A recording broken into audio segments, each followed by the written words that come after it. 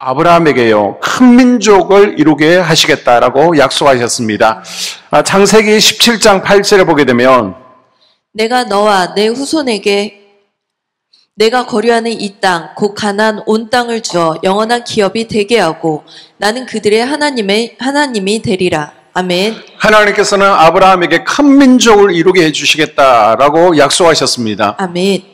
자, 그럼 우리가 생각해 보자고요. 큰 민족, 나라를 이루기 위해서는 뭐가 필요합니까? 제일 먼저 백성이, 사람이 있어야 되잖아요. 그걸 창세기를 통해서 또 출애굽기를 통해서 하나님께서 어떻게 하나님의 백성들을 모아가시는지를 보여주고 있습니다. 또 필요한 게 뭐예요?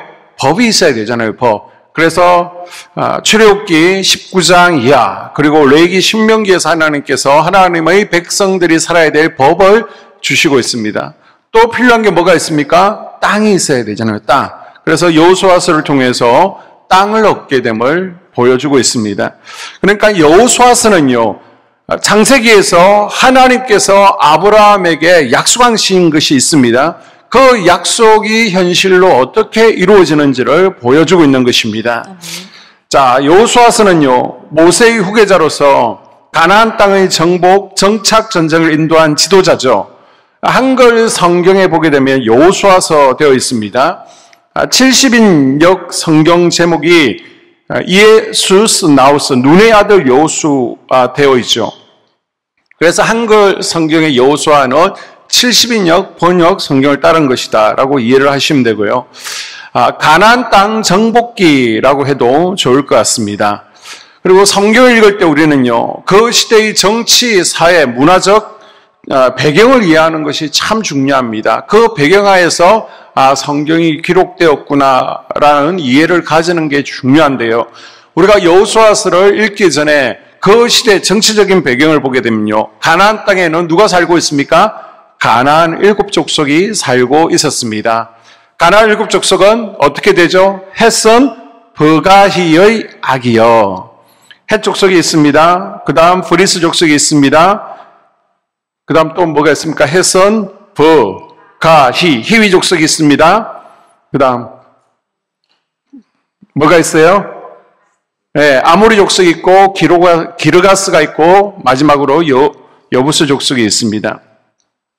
여호수아는요, 요단 동편을 먼저 점령한 후에 그 다음 요단 서편으로 함께 다 넘어가게 됩니다. 그리고 나서 요단 중앙 지역을 먼저 점령하고요. 그곳에 여리고성과 아이성이 있습니다. 그리고 중앙을 딱 차단해 놓고 아래쪽으로 남부 지역 그리고 북부 지역을 차례로 점령하고 나서 땅을 분배하게 되죠. 그리고 종교적으로 보게 되면 이 가나안 땅에는요, 많은 우상들이 있었습니다. 예를 들어서 가장 높은 신이 있었고요. 또 풍요의 신 바알이 있습니다. 그리고 또 바알의 배우자 되어지는 아세라신이 있죠. 그리고 또 풍요와 사랑 정쟁의 여신인 아스타롯이 있었습니다. 그리고 블레셋는요, 옆으로 다곤 신이 있었고요. 또 그모스 몰렉이라고 불려지는 암몬과 모압의 신이 있었습니다. 이 외에도요, 이 가나안 땅에는 하늘의 해, 달, 별도 숭배를 하게 됩니다. 그래서 이들이 얼마나 우상 숭배가 심했는지 그 도시의 이름을 통해서도 알 수 있습니다. 예를 들어서 베세메스는요, 해의 신전이라는 의미를 가지고 있습니다. 태양을 숭배했다는 것이죠. 그리고 여리고는요, 달의 신전이라는 의미를 가지고 있습니다.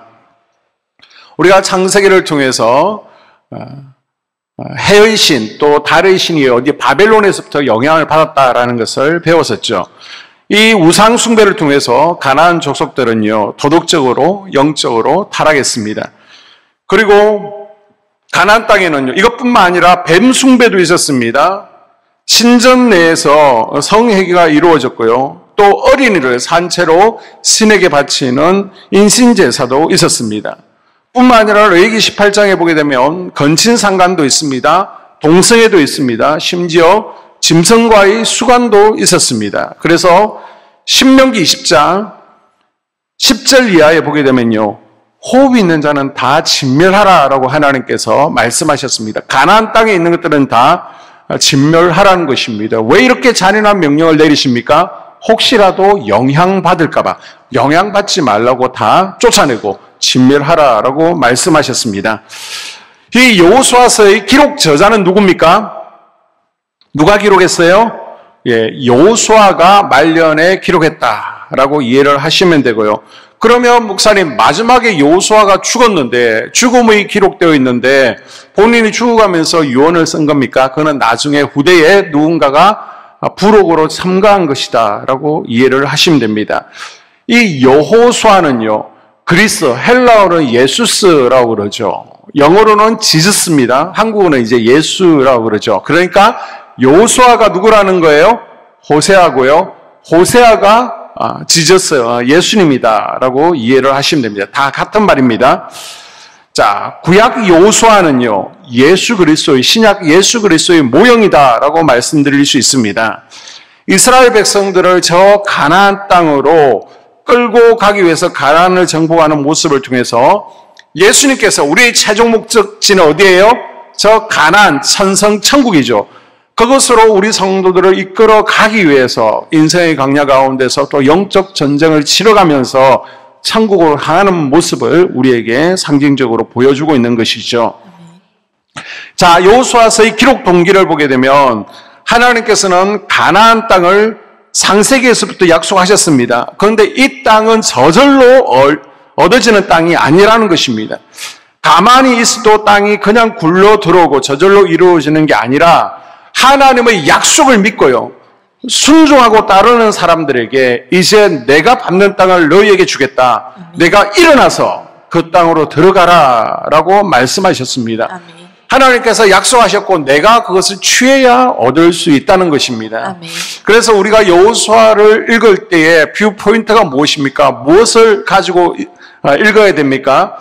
하나님의 말씀이 있습니다. 하나님, 창세기, 출애굽기, 레위기, 민수기, 신명기, 하나님께서 약속들을 주셨습니다. 또 하나님께서 주신 명령들이 있습니다. 이 명령들을 정말 잘 따라갔는가? 그리고 그 명령에 따라서 실수 없이 이 땅을 잘 차지했는가? 그 가나안 땅에서 전쟁을 할 때 그 전쟁에서 승리했던 비결은 무엇인가? 그것에 대해서 여러분이 또 포인트를 가지고 읽는 것이 중요하다는 것입니다. 자, 여호수아로 들어가게 되면요, 크게 두 부분으로 나눌 수 있습니다. 쉬워요. 24장까지 있습니다. 반으로 딱 잘라서 12장까지가 있고요. 그 다음 13장부터 24장까지 나눌 수 있습니다. 전반부는요, 가나안 땅을 어떻게 정복해 가는지 전쟁 이야기를 하고 있습니다. 그리고 13장부터 24장까지는 이제 땅을 다 차지했습니다. 그래서 약속하신 땅을 분배하는 내용을 기록을 하고 있습니다. 그리고 마지막에 그 땅 가운데 레위인들을 위해서 또 48개의 성읍을 서로 공출하고요. 그 가운데 6개의 도피성으로 지정하는 내용이 나오고 있죠. 자, 오늘은 1장부터 4장까지 살펴보고 우리가 또 말씀 붙들고 기도할 것인데요. 자, 1장에서 4장까지는 요단강을 건너야 되는데 이것이 마지막 코스죠. 어떻게 건널 것인가를 소개하고 있습니다. 우리 찬양 가운데서도 이제 장례식 가는 분들은 아실 거예요. 요단강 건너가 만날이 찬양이 있습니다. 요단강을 건넌다는 것은 뭘 의미하죠? 죽음을 의미하고 있습니다. 그래서 어떻게 나 자신이 죽어지고 어떻게 자기를 부인할 것이냐, 이것이 가나안 땅을 얻는 최종 코스가 된다는 것입니다. 그것을 쭉 소개하게 되는데 먼저 요단강을 건너기 전에 여호수아가 모세의 뒤를 이어서 지도자가 되는 과정을 1장에서 설명하고 있죠. 그래서 하나님께서는 모세를 대신해서 모세의 종, 여호와의 종 여호수아를 후계자로 택하게 됩니다. 이제 모세와 함께 출발한 구세대는 다 끝이 나죠. 이제 광야에서 나와서 태어난 신세대가 하나님께서 약속하신 약속의 땅을 얻기 위해서 드디어 요단강 동쪽편에서 출발하게 되는 겁니다. 자, 이제는 뭐라고 합니까? 너는 모든 백성으로 더불어 요단강을 건너라. 아멘. 하나님께서 명령하셨습니다. 하나님께서 명령하시면 뭔가 약속이 있다는 거죠. 축복이 있다는 겁니다. 그게 뭡니까? 3절에 보게 되면 가나안 땅을 주겠다는 겁니다. 5절에 보게 되면요. 두려워 떨지 마. 내가 너와 함께 할 것이다. 그러니까 믿고 건너라는 것입니다. 아멘. 내가 어떻게 이 약속들을 경험하며 살아갈 수 있습니까? 조건이 있습니다. 하나님께서 주신 약속을 우리가 내 것으로 끌어당기고 취하기 위해서는요. 뭐가 필요합니까? 먼저 믿음이 필요합니다. 믿음. 아멘. 자, 7절에 보면 마음을 강하게 하라. 담대히 하라.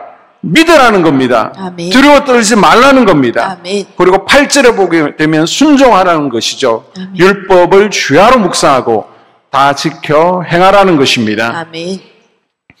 자, 이제 믿음과 순종으로 나가면 결과적으로 어떻게 된다고요? 네가 형통할 것이다. 아멘. 땅을 소유하게 될 것이라는 것입니다. 아멘. 이 부분이 여호수아의 핵심이죠. 믿음과 말씀에 따라 순종하면 전쟁에서 승리하게 될 것이고 아멘. 그리고 창세기에 400년 전에 약속되었던 그 땅을 얻게 될 것이다. 그래서 여호수아서 이후 다른 부분들은요 모두 이 약속 실현에 대한 기록입니다. 우리에게도요 예수 안에 주어진 복들이 있습니다. 3가지 기본적인 복이 있고요. 사명 안에서 주어지는 5가지 복들이 있습니다. 예수님 안에서의 기업이 있는데 이게 저절로 얻어지는 것은 아니라는 것입니다.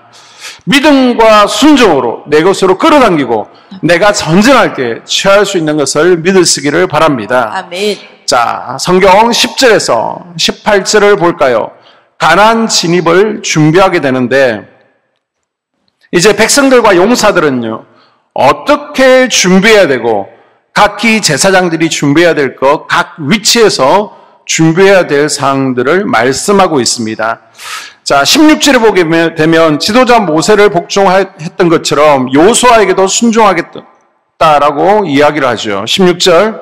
그들이 여호수아에게 대답하여 이르되 당신이 우리에게 명령하신 것은 우리가 다 행할 것이요 당신이 우리를 보내시는 곳에는 우리가 가리이다. 아멘. 온 백성들이요 순종을 다짐합니다. 출애굽을 했던 이들의 자녀 세대, 광야에서 만나를 먹으며 자라난 만나 세대가 얼마나 멋지게 훈련되어 있는지를 바로 이 구절을 통해서 우리에게 보여주고 있는 것이죠. 이들은요 40년 동안 만나만 먹은 것이 아닙니다. 하나님의 말씀을 먹었더니 아멘. 모세의 리더십을 이어받은 여호수아를 전적으로 지지하고 있고요. 절대적으로 순종하고 있습니다. 아멘. 우리가 욥기, 시편, 잠언, 전도서, 아가서를 성문서 또는 시가서라고 그러는데요. 이 시가서의 첫 부분인 시편 1편 1절에 보게 되면 주의 말씀을 주야로 묵상하라라고 말씀을 묵상하라라고 하면서 성문서 시가서를 시작하고 있습니다. 그리고 역사서의 시작이 어디예요? 자, 모세오경이 창세기, 출애굽기, 레위기, 민수기, 신명기고 여호수아서부터 역사서가 시작되어지는데 역사서 처음 부분을 보게 되면 말씀을 묵상하라라고 시작하고 있습니다. 백성들이 가나안 땅에서 말씀을 묵상하고 말씀에 따라 어떻게 살아갔는지를 여호수아서가 지금 소개하고 있는 것입니다. 자, 2장에 보게 되면요. 이제 가나안 땅을 정복하기 위해서 미리 정복 전쟁의 전략을 세우기 위해서 정탐꾼을 파견하게 되죠. 몇 명을 보냅니까? 2절에 보게 되면 2명을 보내게 됩니다. 예전에 12명 보내봤잖아요. 그렇게 많이 보내봤자 필요 없다는 겁니다. 믿음 있고 긍정적인 사람 둘만 딱 택해서 보내게 됩니다. 자, 이들이 누군가라고 봤더니 마태복음 족보를 보게 되면 나오는데 2명 중에 1명은 이름을 소개하고 있습니다. 바로 라합과 결혼하게 되는 저 여리고성에 있던 라합과 눈이 맞게 되는 살몬이었다라고 소개하고 있습니다. 보아스의 아버지가 되어지죠. 그러니까 살몬과 또 1명이 이제 미리 여리고를 정탐하게 되는데 좀 어리버리했던 것 같아요. 간첩들이 갔으면 조용히 첩보 활동만 하고 정복하고 와야 되잖아요. 어떻게 됐어요? 아니, 여자한테 걸렸습니다. 라합한테 발각되었죠. 그리고 왕의 군사들한테도 발각이 되었습니다. 다 들통이 난 겁니다. 자, 그랬을 때 6절에 보니까 3대에 숨겼더라. 왕의 군사들이 이 두 정탐꾼을 잡으러 왔습니다. 이때 라합이 잘한 게 뭐예요? 숨겨주었습니다. 자, 노아의 아들 가운데 함은요, 아버지의 치부를 드러냈습니다. 막 을라리 소문을 냈어요. 그런데 셈과 야벳이 허물을 덮어준 것처럼 이 라합은 숨겨주는 마음을, 성품을 가졌다는 것입니다. 자, 왜 숨겨줍니까? 10절에 보니까 뭔가를 들었기 때문이죠. 기생 라합이요. 하나님의 소문을 듣습니다. 상천하지 하나님, 살아계신 하나님의 소문을 듣고요. 끝난 게 아닙니다. 믿습니다. 그리고 이제 손과 발로 그 믿음이 증거된 게 뭐예요? 정탐꾼들을 숨겨준 거죠. 발각되면 어떻게 될까요? 죽임 당하는 겁니다. 같이 간첩되는 겁니다. 그런데 듣고요, 믿고 행동함으로 가족들이 다 구원을 받습니다. 아멘. 라합은요, 하나님께서 저 이집트 포로들을 출애굽시키셔서 홍해를 가르시고 또 광야길을 걷게 하실 때 바사나 그리고 또 옥을 이기게 하신 것을 들었습니다. 이방인이지만 하나님의 전지전능하심을 믿었던 것이죠. 여러분, 들리는 것이 은혜인 줄로 믿습니다. 아멘. 제가 간혹 이제 말씀을 선포하기 전에 오늘은 창세기 몇 장입니다. 무슨 제목으로 말씀 전하는데 말씀이 귀에 들려지고 여러분의 삶 가운데 실제가 되어지는 은혜가 있기를 축복합니다 라고 첫 인사를 나누잖아요. 말씀이 귀에 들려지고, 아멘. 이게 정말 은혜인 거예요. 은혜. 설교가 안 들려지면요, 천국에서 지옥을 경험하게 되는 겁니다. 우리가 다가오는 주일날도 또 아브라함의 예배를 통해서 잠깐 말씀을 드리겠지만, 말씀이 귀에 들리지 않으면요, 우리가 지금 이거 천국에서 하나님을 예배하는 거잖아요. 그런데 얼마나 지루해요. 얼마나 예배가 따분합니까? 그래서 제가 목회를 하면서 누군가가 교회를 떠난다라고 그럽니다. 정말 사랑하고 아끼고 함께 있었으면 좋겠지만 만약에 뭔가 오해가 있다, 서운하다 그러면 잘못하고 풀면 되잖아요. 그런데 그 이유가 말씀이 귀에 들려오지 않습니다라고 그러면 저는 붙들 재간이 없습니다. 말씀이 귀에 들리지 않으면 이제 뭘로 살아야 돼요? 그냥 정으로 함께 있어야 되는 겁니다. 그런데요, 우리는 영적인 존재이잖아요. 그런데 말씀을 공급받지 못하면 죄를 이기지 못하거든요. 우리 영이 죽거든요. 그래서 저는 그 말씀을 듣지 못하는 참담한 영적 현실을 알기 때문에 다른 건 몰라도 말씀이 귀에 들리지 않습니다라고 그러면 인간적으로 아무리 사랑해도요, 붙들고 싶어도 어쩔 수가 없는 것입니다. 로마서 10장 17절에 보게 되면 믿음은 들음에서 난다라고 말씀하셨습니다. 아멘. 그런데 사단 마귀는요, 어떻게 해서든 말씀을 듣지 못하게 합니다. 그 방법이 뭐예요? 목회자와의 관계가 깨어지게 해서 마음을 닫고 들리지 않게 하기도 하고요. 또 피곤해서 졸리게 하는 겁니다. 그래서 피곤으로 말미암아 졸아서 말씀을 듣지 못하는 분이 있을 수 있습니다. 제가 또 저랑 눈 마주치면 또 그랬다고 또 삐져가지고 교회 옮긴다 그러면 안 됩니다. 그래서 졸려가지고 말씀을 듣지 못하고 그런 분들이 있고요. 또 너무 분주한 겁니다. 밖으로 드러나는 분주한 뿐만 아니라 마음이 분주해서 말씀에 집중하지 못하는 겁니다. 그래서 마치고 나면 빨리 가가지고 뭐 해야지 마음 가운데, 머리 가운데 지금 잡생각으로 차서 말씀이 들리지 않을 수도 있습니다. 그럼 어떻게 해야 됩니까? 말씀이 들려야 되는데 방법, 졸리면요, 좀 쉬고 오십시오. 에너지가 있어야 됩니다. 그래도 졸리게 되면 우리 학생들처럼, 학생들이 잘하잖아요. 메모하잖아요. 메모. 그래서 여러분은 말씀 노트를 가지고 다니지 못하면요, 주부에라도 말씀을 적으시면서 집중해서 메모를 하다 보면 졸음을 이길 수 있습니다. 그런 방법이 있고요. 아니면 조금 앞자리에 앉으시는 겁니다. 뒷자리보다는 앞자리에 하나님의 임재가 더 드러나는 것을 경험적으로 알 수 있습니다. 그래서 저 제일 뒤에서 팔짱 끼고 목사가 오늘은 무슨 말 하는지 보자, 그런 식으로 말씀을 듣지 마시고요. 내가 예배 가운데 들어와야 됩니다. 내가 예배에 참석했다고 그 예배에 성공하는 게 아닙니다. 예배를 드렸을 때 하나님께서 불이 임하는 성구하는 예배가 되기 위해서 조금 더 앞자리로 나오셔서 말씀을 들으시고요. 수요일은 우리가 함께 성경을 배워가잖아요. 왜 맥잡기를 합니까? 맥잡기를 하는 이유가 뭘까요? 성경이 어려우니까. 배우지 않고는 성경을 내가 100도겠다, 200도겠다 아무 의미가 없습니다. 말씀이 뭔지를 모르는데 그냥 눈으로만 읽었다.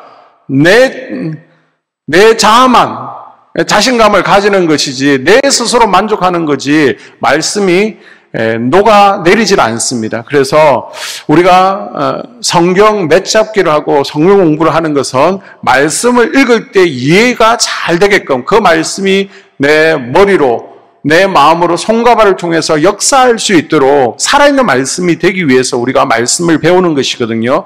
그래서 수요일은 이제 맥잡기 한다 그러면 여러분은 성경을 가져오셔야 됩니다. 앞에 화면만 보면 안 되고요.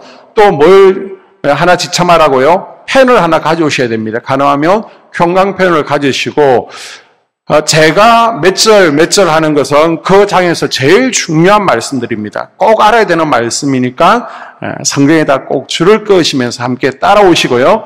이걸로 끝나면 안 됩니다. 우리가 여호수아서를 30분씩 4시간에 걸쳐서 하고 나서 나는 여호수아서 다 안다가 아니라 뭐 하라고요? 여러분이 읽을 수 있도록 가이드 역할을 제가 해드리는 겁니다. 그러니까 반드시 집에서는 이제 다음 주 오시기 전까지는 여호수아서를 1장부터 4장까지는 줄을 그으시면서 읽고 오시는 겁니다. 그럼 다음 주에는 또 5장부터 12장까지, 그 다음 주에는 또 13장부터 쭉 읽으시면서 함께 따라오시기를 당부를 드립니다. 아멘. 자, 2장으로 가서요. 2장 18절. 우리가 이 땅에 들어올 때 우리를 달아내린 창문에 이 붉은 줄을 매고 내 부모와 형제와 내 아버지의 가족을 다 내 집에 모으라. 아멘. 아멘. 줄 그으셨죠?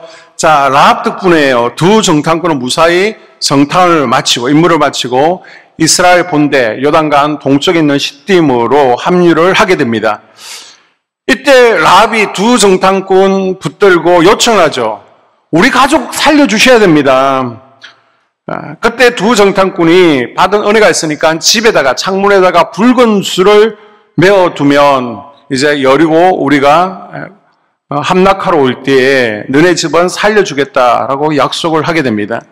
라합은요, 두 정탐꾼의 말을 듣고 허투루 듣지 아니하고 상문에 붉은 줄을 내리게 됩니다. 자, 일찍이 출애굽 때도요, 붉은 피를 문에 바름으로 죽음의 천사로부터 구원을 받은 것처럼 라합도요, 붉은 줄을 매달았을 때 이 줄이요, 구원의 줄이 된 줄로 믿습니다. 아멘. 이것은 이제 신약 시대에 오게 되면 바로 예수 그리스도의 보혈을 상징하는 것이죠. 아멘. 구약 시대 유월절을 통해서 문설주에 피를 바름으로 어린 양의 피를 통해서 저 출애굽할 때 죽음의 천사로부터 구원받은 것처럼 라합은요, 이제는 창문에 붉은 줄을 내림으로 구원을 받을 수 있었고요.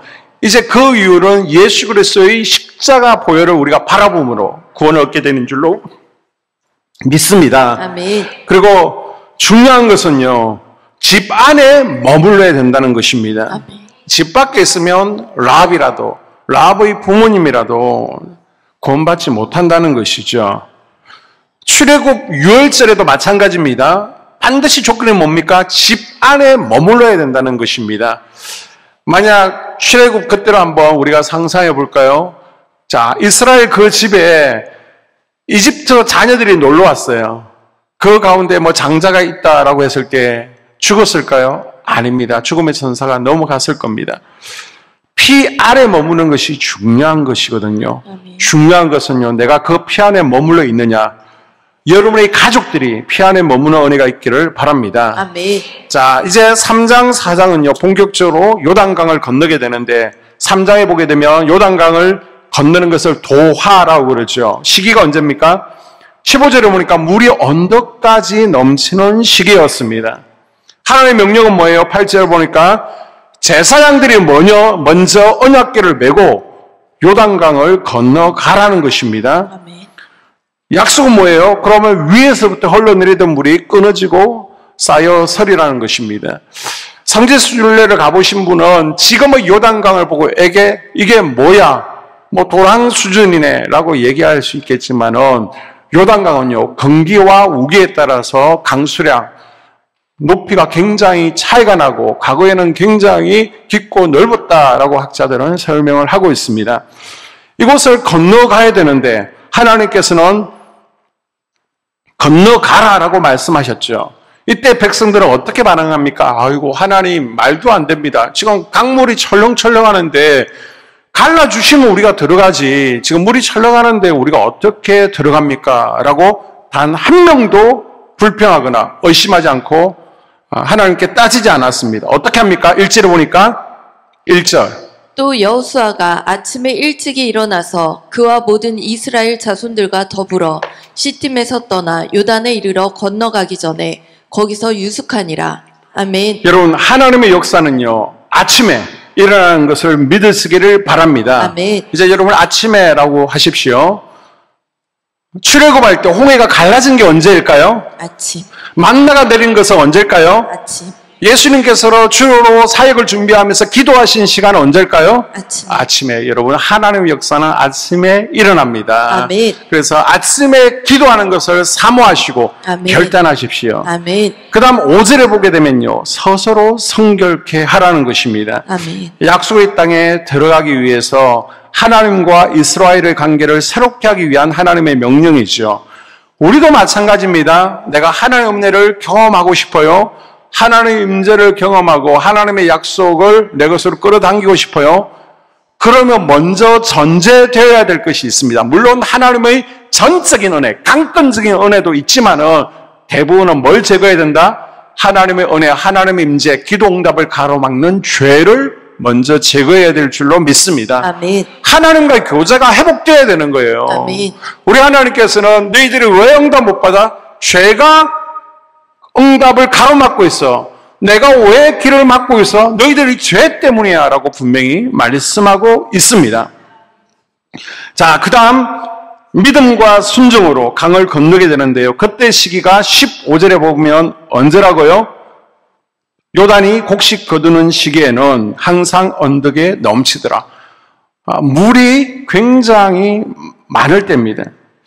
이 물이 넘치더라, 이 말씀은요, 건널 수 없는 강을 의미하고 있습니다. 자, 요단강과 홍해의 차이점은 무엇입니까? 홍해는 갈라놓고 건넜죠. 요단강은요, 넘실거리는데 믿음으로 발을 내디디라는 것입니다. 출애굽 1세대는요, 믿음이 없었습니다. 그러니까 그냥 내디디라 그러면 다 도망가요. 애굽으로 돌아가요. 그래서 갈라놓고 믿음 없으니까 건너게 하십니다.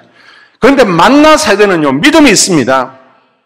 만나만 모은 게 아니라니까요. 말씀 교육을 받았다니까요. 그러니까 너희 믿음을 보이라는 것입니다. 아멘. 여러분, 끊어지고 들어가는 것은 믿음이 아니죠. 상황과 환경에 관계없이 하나님을 신뢰하고 하나님의 명령에 따라 나아가는 것. 그게 믿음인 줄로 믿습니다. 아멘. 출애굽 세대는요, 신의 산을 기준으로 합니다. 그 이전에는 영적 어린아이였습니다. 그래서 목마릅니다. 배고픕니다. 그러면 하나님께서 오늘 알았어 그러면서 다 해결해 주셨어요. 그런데 이제 시내산에서 딱 1년 교육을 받았잖아요. 그때부터 목마릅니다. 배고픕니다. 그러면요, 목말라 한 대 팍 때리십니다. 배고파? 팍 때리십니다. 그리고 째려보면요, 죽이십니다. 왜요? 영적 어린아이는 어린아이의 수준에 맞게끔 하나님께서 대해주시는데, 지금은 시내산에서 교육받았습니다. 성숙해야 되는데 어린아이 모습 보이면 하나님께서 가만 안 두시겠다는 것이죠. 지금 가나안 땅에 들어가는 만나 세대는 믿음이 있었고 그 믿음을 보이라는 것입니다. 아멘. 자, 그리고 우리가 이스라엘 중동 지역의 지도를 그려보게 되면 왼쪽으로는 지중해가 있습니다. 이제 내륙 저 밑으로 네게브 상업부터 해서 가데스 바네아 위쪽으로 가나안 땅이 있습니다. 그리고 오른쪽으로 아래로 사이가 있습니다. 요단강이 있고요. 갈릴리 호수가 있습니다. 자, 그러면 육지로 가면 되잖아요. 가데스 바네아에서 육지로 가면 빠릅니다.